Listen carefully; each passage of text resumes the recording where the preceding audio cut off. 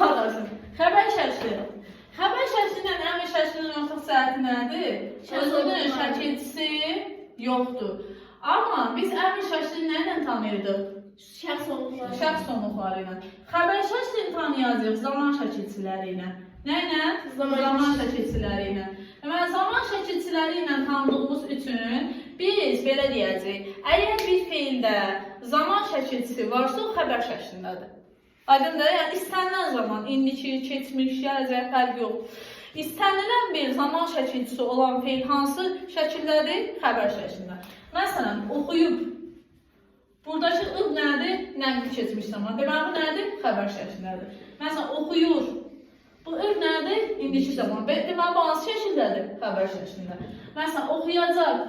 Bu hansındadır? Gələcək zamandadır. Deməli, bunun şəkli nədir? Xəbər. Məsələn, oxuyar. Bu hansındadır? Qeyri-qəti gələcək. Aha, deməli, nədədir? Xəbərdir. Deməli, nə deyəcək? Deyəcək ki, zaman şəkilçisi qəbul etmiş hər bir feil nədir? Xəbər şəklindədir. Aydındır, yazın bunu.